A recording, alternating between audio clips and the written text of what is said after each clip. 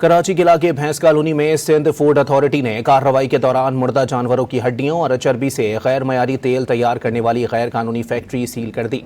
Factory से बड़ी मिकदार में चर्बी, खाम माल और सामान बरामद करके मुलजिमान को गिरफ्तार कर लिया गया।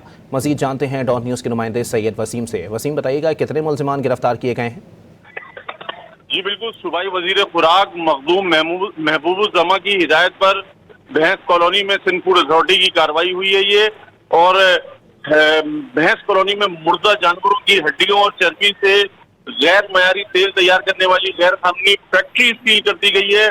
कार्रवाई के दौरान बड़ी मिकदार में चर्बी, खाम माल और सामान बरामद कर लिया गया है। मुर्दा जानवरों से तेल और चर्बी तैयार करने वाला गैर कानूनी यूनिट इंसानी सेहत के लिए संगीन खतरा था, ये बताना है सूबाई वजीर खुराक महबूबुज़्ज़मा का। उनका ये कहना है कि कार्रवाई के दौरान गैर कानूनी फैक्ट्री से मुलजिमान को गिरफ्तार करके मुकदमा दर्ज कर लिया गया है। सिंध फूड अथॉरिटी की मुद्दियत में थाना सुकन में ये FIR 356/2026 दर्ज करी गई है। सूबाई वजीर खुराक मखदूम महबूबुज़्ज़मा का कहना है कि मुर्दा जानवरों की चर्बी से तैयार तेल इंसानी सेहत के लिए इंतहाई मुज़िर है। ऐसे अनासिर के खिलाफ जो है वो सख्त कार्रवाई अमल में लाई जाएगी।